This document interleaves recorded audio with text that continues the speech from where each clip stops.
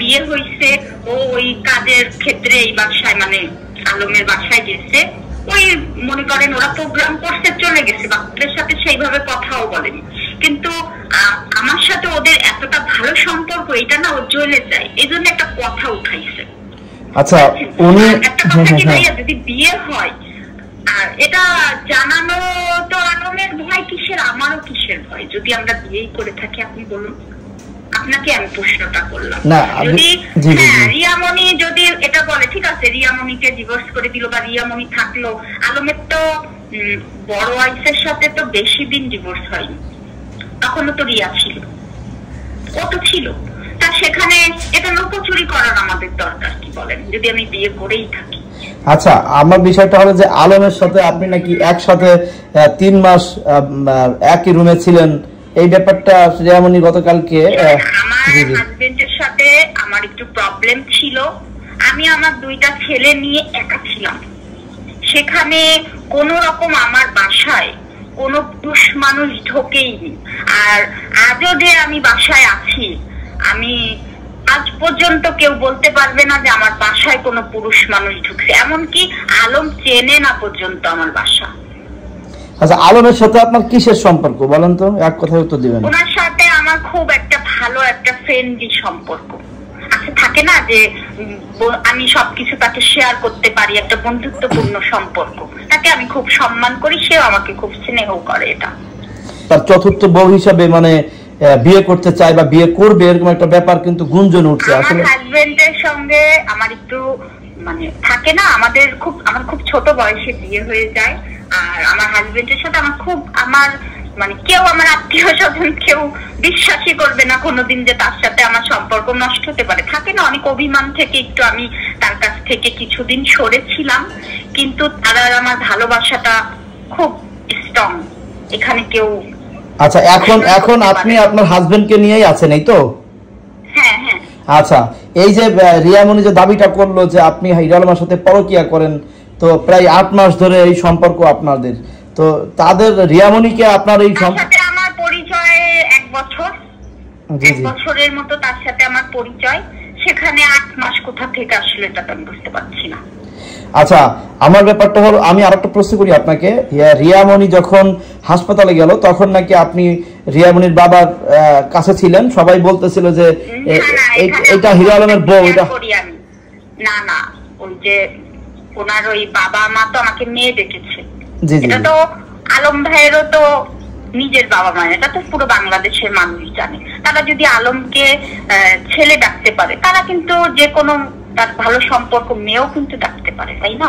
জি জি জি। তারা আমাকে দেখছে, বাবা যখন ফার্স্ট দিন অসুস্থ হয় তখন আলম ভাইও কিন্তু জানে না, আমাকে তার বড় মেয়ে ফোন করে, জানতি এরকম দাদার তো এরকম টিউমার ধরা পড়ছে, তখন না মানে আমি শুনে এটাই হয়ে গেছি, তখন আমি আবার পরে বলছে থাক, কেউ বললেন না, এখনো কেউ জানাজানি করেনি, আপনারা আমি বললাম।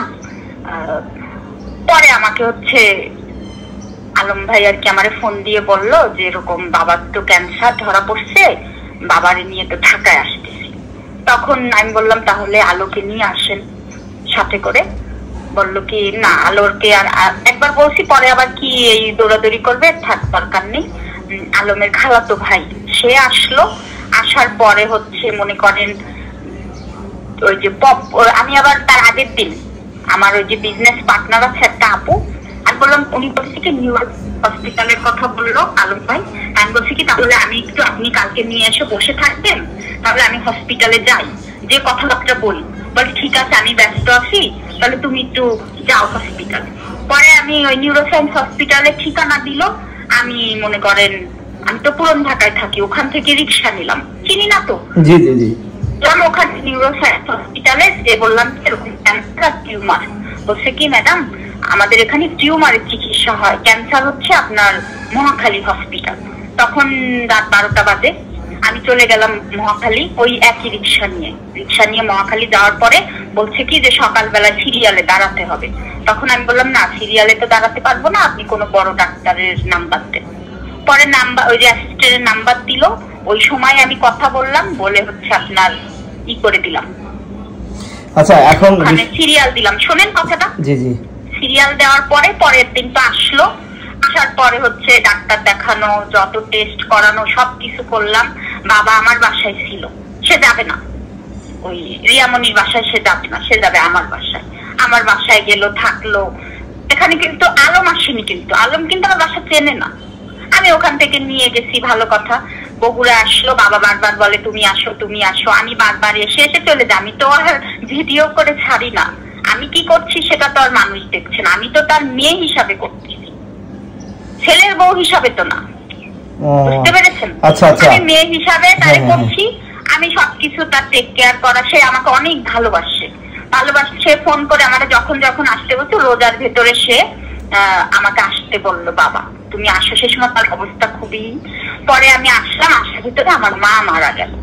মারা গেলে আমি ওই সময় আমি যাবো না, থাকবো আরো কিছুদিন। মা মারা গেল, আমি হচ্ছে চলে গেলাম হুট করে। চলে যাওয়ার পরে তখন হচ্ছে আলম আর রিয়া আসলো, এসে তো সবাই দেখছে, ওরা তো ভিডিওই বানায়, ভিডিও বানায়। ওই রিয়ার নাকি কি একটা কাজ পড়ে গেছে, কাজ পড়ার পরে বললো কি আজকে ও ঢাকায় ঢুকবে। তা ওই দিন আবার ভর্তি করছে বাবারে ওই যে রিয়া মেডিকেলে বগুড়ায়। তখন আমারে আর কি ফোন দিয়ে বললো কি যে তুমি তাহলে আসো।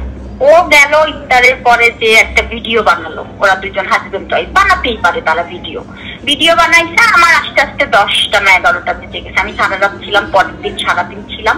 পরের দিন ওখান থেকে আপনার সকাল 9টার সময় গেলাম হচ্ছে নিউরোসায়েন্স হসপিটালে, কথাবার্তা বলে চলে আমি বাসায় চলে গেছি। ওই দিন রাতে হচ্ছে রিয়ার ভাই তো আবার আলমের ড্রাইভার, তো ড্রাইভার চেঞ্জ করে পরে রিয়ার ভাইরে রাখছে, শুনলাম। রাখার পরে রিয়ার ভাই ড্রাইভার, যেহেতু সে চাকরি করে ভাই, সে তো আগে কখনো আসেনি বা অন্য কোনো ক্ষেত্রে সে আসে না। ড্রাইভারই যখন করে তখন তো আসতেই হবে, আসতে হবে না? তখন সে আসলো, মনে করেন সে ওই যে বাবারে আর ওই মেয়ে আর আলমের এখানে একজন ওই যে কর্মচারী আছে, উনি আসলো। হ্যালো, হ্যাঁ আপু বলেন। উনি ঢাকায় আসলো, আসার পরে ওই সময় আমি আগের দিন ওই জার্নি করে গেছি, আসছি। পরে আমায় বলছে কি যে তুমি দুপুরের পরে আসো। আমার আলো ফোন দিচ্ছে, আন্টি আপনি তাড়াতাড়ি আসেন, কাপড় চুপড় তো নিয়ে আসিনি, গোসল করতে হবে। পরে আমি দুপুর বেলা ঢুকলাম, থাকলাম। পরের দিন হচ্ছে আপনার হুট করে রিয়ামনি এসে ঢুকছে, ঢুকে আমাদের দেখে কথাবার্তা হলো। আমাদের দেখছে, দেখো এখনো নুসরাতের সাথে এইটা করে ওইটা করে কথা বলে, মানে আমার একটা ছবি নিয়ে আবার নুসরাতরে পাঠায় দিল। মানে ওর সমস্যাটা কি জানেন, ও হচ্ছে সব জায়গায় সন্দেহ, প্রচুর সন্দেহ। ও নুসরাতরে আমার ছবি পাঠায় দিচ্ছে, আমার ও মনে করে কি যে নুসরাত কিন্তু ফিরবে না। নুসরাতের কিন্তু একটা আত্মসম্মান বোধ আছে, যেটা রিয়ার নেই। আমি সোশ্যাল মিডিয়ায় দেখি নুসরাতরে হচ্ছে আমার ছবি পাঠায় দিচ্ছে, কি চাও আলম একটা মেয়ের সাথে আছে, আবার নুসরাতের কথা আমারে বলছে। নুসরাতও কিন্তু আসবে না, আমিও কিন্তু আলমের সাথে সংসার করতে যাচ্ছি না। ওর হচ্ছে ভিতরে হচ্ছে ওর নিজের প্রবলেম। আচ্ছা এখন হ্যাঁ আপু আমি একটু কথা বলি। বিষয়টা হলো যে আমি ক্লিয়ার করতে চাচ্ছিলাম যে আলমের সাথে আপনার সম্পর্কটা হলো, কথা বলছে আলম ভাই যে কোরআন শরীফ ছুঁয়ে কথাগুলো বলছেন, তো ভিডিও দেখছি। আপনার আরেকটা কথা বলি, ওইতে চলে গেল ও, কিছু সময় বাবার পাশেও গেল না। পরে 2-3 দিন পরে ও আর আলম ঢুকলো, মেবি রাত 9:30 বাজে। তখন আমি আর আলো বাসায় যাবো। পরে আমি রিয়ারে বলছি কি তুমি করো একটু ওই 2 ঘন্টা পর খাওয়ানো লাগে, তো তুমি আর 10টার সময় খাইয়ে দিয়ে আমি 12টা একটু খাবে, এইভাবে খাওয়ায়। ওরা ভিডিও করে ওরা চলে গেছে ওই পর্যন্ত। আর ঈদের দিন ও আসছিল, তাও আমি বাসায় যাওয়ার পরে ওর 2 দিনই আমার সাথে দেখা হয়েছে। আর শেষে যেদিন হচ্ছে আপনার ওই যে ঈদের দিন হচ্ছে আমি বাসায় ছিলাম, আমি আর আলম ভাইয়ের বড় মেয়ে, আমরা হচ্ছে 10টার দিকে বাসায় গেছি, আবার দুপুরের পরে আসছি। ওইটুক সময় ও আসছে, কিন্তু আগের যে 2 দিন ও হসপিটালে গেছে, ও গেছে আমার সাথে কিন্তু ওর কোনো জ্ঞানজাম সাথে কিছুই না। ও দেখে শুনে চলে গেছে, আলমের সাথেও না। কন্টিনিউ আমি হসপিটালে আছি, ওর জানে আলমের সাথে ওর ভিডিও চলতেছে, ঈদের দিন ভিডিও, ঈদের পরে ভিডিও। ওদের ভিতরে হুট করে কি করবো আমি জানি না। এখানে বাবারে কোনো সেবা করার প্রশ্নই ওঠে না, ও তো একটু ভিডিও করে গেছে। আমাদের একটা বন্ধুত্বপূর্ণ সম্পর্ক। ও আপনার সাথে হিরো আলমের বন্ধুত্বের সম্পর্ক, এই তো? হ্যাঁ, ভালো একটা ফ্রেন্ডলি সম্পর্ক। আচ্ছা আচ্ছা, মানে এর বাইরে তো আর কোনো সম্পর্ক নাই, বাট ওরা যে দাবিগুলো করছে সেগুলো কি সব মিথ্যা? যখন ও এইগুলা, এই বাবা অসুস্থর আগে ওর সাথে আমার হয়েছে, ও আমাকে গালিগালাজ করছে, তখন আমি রাগের মতো অনেক কিছু বলছি। আপনি কি বলছেন? মেয়ে যদি হুট করে ফোন করে যদি বলে, গালিগালাজ করে বাজে ভাষায়, তখন আমিও বলছি হ্যাঁ বিয়ে করছি, তা তুই কি করবি, এই করবি সেই করবি, বোঝেন না ইগো।